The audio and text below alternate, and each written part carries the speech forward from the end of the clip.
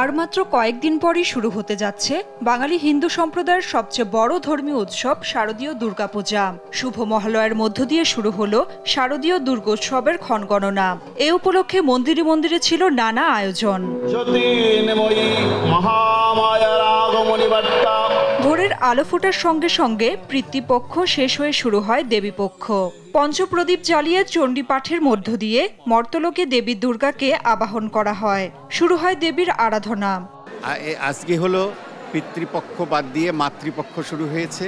মায়ের আরাধনায় আমরা ব্রতী থাকব। এবারে শারদীয় দুর্গোৎসবে বা দুর্গাপূজায় যেন মা সকলের জীবনে সুখ, শান্তি, সমৃদ্ধি এবং সুস্বাস্থ্য দেয়। মহালয়াটা খুব আনন্দে সবাই কাটাচ্ছে। মানে খুব সুন্দর, সব জায়গায় ভালো হচ্ছে এবং পুজো আমাদের আশা করি খুব ভালো হবে। দেবীপক্ষ ঘিরে রাজধানীর সিদ্ধেশ্বরী, ঢাকেশ্বরী সহ বিভিন্ন মন্দিরে ছিল সাংস্কৃতিক আয়োজন। আবাহন সঙ্গীত, মহিষাসুর বধ, নৃত্য সহ নানা আয়োজনে ভক্তদের মাতিয়ে রাখেন শিল্পীরা। আমাদের খুব আনন্দ লাগছে, মা আসবে। বছর শেষে আমরা এই দিনটার জন্য খুব অপেক্ষা করি যে মা আসবে কখন, আমরা পুজো করব কখন। আজকে শুরু বোধন হবে, আগামীতে ভূবোধন হবে। আজকে মাকে আমন্ত্রণ জানানো হলো, মা আসছে। মহালয়ার মাধ্যমে আসলে পুজো ভাবটা শুরু হয়ে গিয়েছে। আশা করছি প্রত্যেকবারের মতো এবারও অনেক সুন্দরভাবে আমরা সবাই দুর্গাপূজা পালন করতে পারবো।